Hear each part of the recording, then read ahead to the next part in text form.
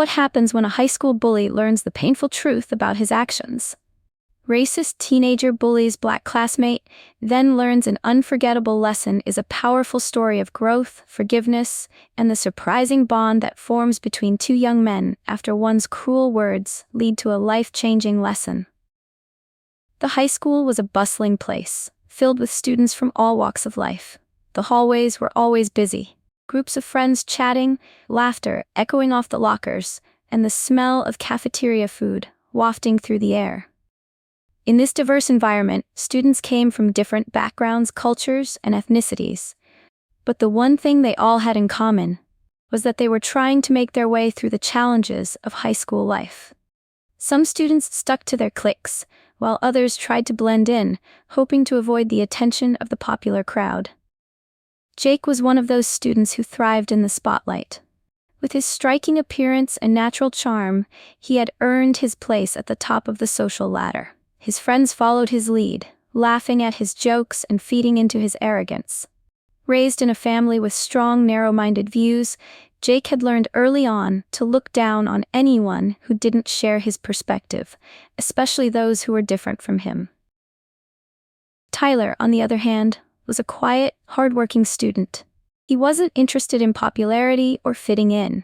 As a black student in a predominantly white school, he had always carried himself with quiet confidence. He didn't boast about his achievements, but his presence spoke for itself. However, it didn't take long for the tension between him and Jake to build. It started with subtle, offhand remarks, comments about Tyler's hair or his mannerisms, things that on the surface seemed like harmless teasing. But Tyler could feel the weight of them, the underlying prejudice that Jake wore like a badge of honor. At first, Jake's comments were casual, almost like off-the-cuff jokes. He'd snicker with his friends as Tyler walked by, making fun of the way his hair curled or the way he dressed, calling it too much or too loud. These comments were often accompanied by laughter from Jake's group, and sometimes other students would join in, unsure whether to laugh along or stay silent. But Tyler, despite the sting of each remark, remained composed. He didn't react, didn't lash out. Instead, he kept his head down, pretending like it didn't bother him. However, as time went on, the teasing became more targeted and hurtful. Jake's comments shifted from surface-level jabs to more personal insults. In class, when the teacher asked Tyler to speak up during a group discussion, Jake would snicker, "Oh, look, it's the expert on everything." During gym class, Jake would mimic Tyler's movements, mocking the way he ran or the way he participated in games, calling him slow or clumsy in front of everyone. The more Jake mocked him, the more other students either laughed along or stayed quiet, afraid of being targeted themselves. Some of them looked uncomfortable but didn't speak up, unsure how to handle the situation. Tyler, always quiet and reserved, would take a deep breath and ignore it, but with each insult, his frustration grew. It wasn't just the words anymore. It was the feeling of being invisible, of being targeted for something he couldn't change. Each time he endured the bullying, it cut a little deeper, making him question how long he could keep silent without breaking. Tyler's response to the bullying was one of quiet strength. He never allowed himself to become visibly upset, even when the words stung. When Jake made another hurtful comment, Tyler would simply offer a slight smile, as if pretending it didn't matter, or nod his head in acknowledgement. On the outside, he seemed unshaken, but the truth was that each insult, each mocking glance, chipped away at him a little more. There were days when he could barely hold back the frustration, the hurt of being constantly belittled. But Tyler had learned to carry his pain silently, focusing instead on what truly mattered to him: his education, his family, and his own growth. Still, beneath the calm exterior, he often wondered if the others saw him as less than, or if they even noticed the toll it was taking on him. But everything changed one afternoon in the cafeteria. A new student, who was also black, had been sitting alone at a table when a group of kids began taunting him. They mimicked his accent and made fun of his clothes. Tyler had seen it all before, and while he normally kept to himself, something inside him snapped. Without hesitation, Tyler stood up. He walked over to the group of students, his voice calm but firm. "That's enough," he said. The group fell silent. Tyler turned to the new student, offering him a reassuring smile. Don't let them get to you. The moment was small, but it had a huge impact. Tyler's courage and standing up for someone else spoke volumes, showing not only his resilience in the face of daily bullying, but also his kindness and inner strength. His actions spoke louder than any insult Jake could throw at him. After weeks of enduring the bullying, Tyler finally found the strength to speak up. He reached out to Mrs. Harris, a compassionate teacher who had always been supportive of him. With her guidance, Tyler reported the incidents to the school counselor, explaining the toll the bullying had taken on his mental and emotional well-being. Mrs. Harris, who had seen the subtle signs of Tyler's distress, wasted no time taking the issue to the principal, Mr. Jennings. Jake was called into the principal's office the following day, feeling both nervous and defensive.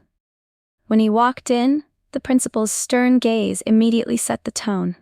Tyler, accompanied by Mrs. Harris and the counselor, recounted the bullying he had experienced, each word delivered with quiet but firm conviction.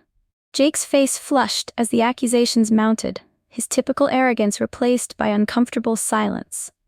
Mr. Jennings didn't mince words. Jake was issued a severe warning, and the possibility of a suspension loomed over him if his behavior didn't change. His friends, who had once laughed along with his jabs, began to distance themselves. Some of them quietly pulled away, expressing discomfort with Jake's actions in private conversations. The cracks in his popular, confident facade became visible as whispers started circulating about his behavior. For the first time, Jake felt the weight of his actions, not just from the authority figures in the room, but from the peers who had once admired him. It was a harsh reality check, a taste of the isolation Tyler had endured for months. That night, Jake returned home feeling a mix of anger and confusion. His parents, as always, came to his defense.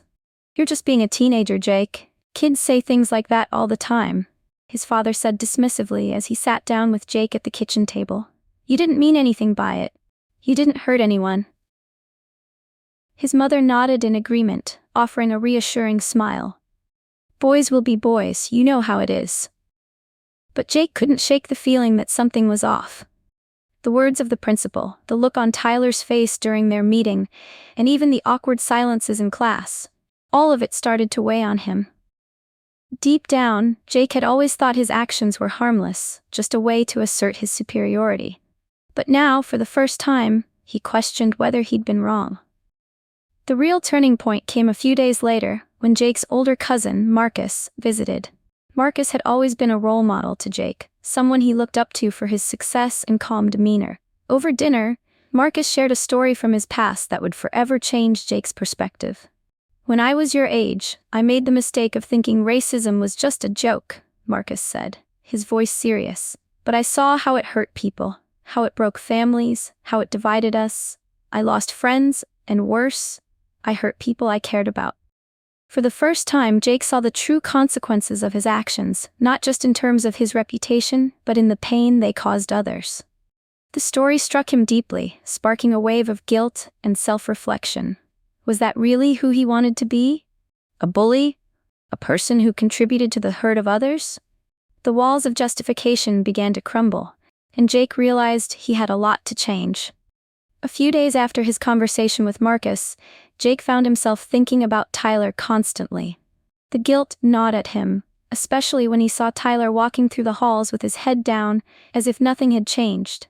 Jake knew he had to do something, but the thought of apologizing seemed almost impossible. After all, Tyler had every right to be angry, and Jake wasn't sure if anything he said would make a difference. But one afternoon, after school, Jake made a decision. He walked up to Tyler, who was sitting alone near the bleachers, reading a book. Tyler looked up, surprised to see Jake standing there. For a moment, neither of them spoke. The air between them felt heavy, thick with unspoken words. "Hey," Jake finally said, his voice quieter than usual. I owe you an apology." Tyler's brow furrowed slightly, his skepticism clear. "For what?" Jake swallowed hard, his thoughts tumbling over each other. "For everything I said. The jokes, the insults, the way I treated you. It was wrong, and I regret it. I've been an idiot, honestly. My whole life, I was taught to look down on people who were different, but it doesn't make sense anymore."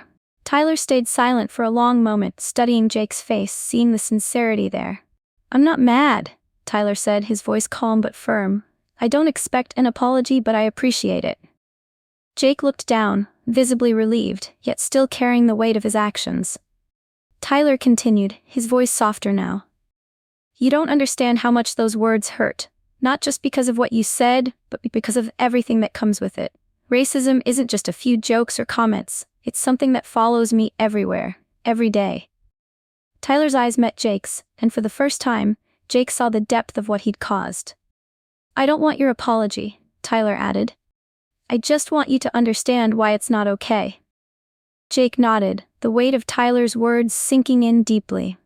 This wasn't about just apologizing, it was about changing, about unlearning the prejudice he had once accepted. For both of them, it was a moment of growth, and Jake realized that this conversation, this understanding, was something he would never forget. Over the following weeks, Jake found himself thinking more deeply about his actions and the people around him. He started noticing things he hadn't before. The way certain students sat alone in the cafeteria, the way people's laughter often masked discomfort or hurt, and how some jokes that seemed harmless could cut deep. As the days went on, Jake's mindset began to shift. He stopped seeing people in terms of race or stereotypes, and instead, he started seeing individuals, each with their own experiences, struggles, and stories. At school, Jake's behavior began to change. The subtle cruelty he once directed at Tyler and others gave way to a newfound empathy. He didn't make fun of people's differences anymore. He didn't laugh along with jokes that demeaned others. Jake began actively listening when people spoke, giving them the respect they deserved. One afternoon, he found himself sitting next to Tyler at lunch. It wasn't an apology this time, but simply an honest, quiet moment of connection. Jake smiled and asked about Tyler's day, and for the first time, it felt like they were just two classmates, not the bully and the victim. Then one day, during a group discussion in class, when another student made a racially insensitive comment, Jake surprised everyone by standing up. "That's not okay," he said, his voice clear and firm. The room went silent as he continued, explaining how harmful those words could be, sharing his own journey of realizing how wrong he'd been. It was a moment of true growth for Jake. He wasn't just apologizing anymore, he was actively working to be a better person, to stand up for what was right. His actions showed the transformation. He was learning to be kinder, more empathetic, and more aware of the impact of his words. The lesson was unforgettable, not just for Jake, but for everyone who witnessed his change. As time passed, Jake and Tyler's relationship evolved into something neither of them expected. What had once been a tense, unspoken distance between them grew into one of mutual respect. They didn't become instant best friends, but they started to connect on a deeper level, exchanging quiet nods in the hallway, occasionally sharing a few words in class, and even laughing together during group projects. Tyler could see the change in Jake. He was no longer the arrogant teenager who once belittled him, but someone who was genuinely trying to be better. One afternoon, while sitting in the cafeteria, Jake overheard a student being mocked for their clothes. Without hesitation, Jake stood up and walked over to the table where the bullying was taking place. "That's not funny," he said firmly, his voice carrying through the room.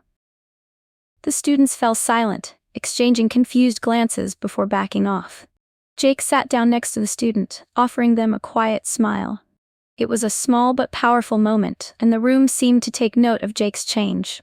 Later that day, Tyler reflected on everything that had happened, the bullying, the apology, and the growth that followed.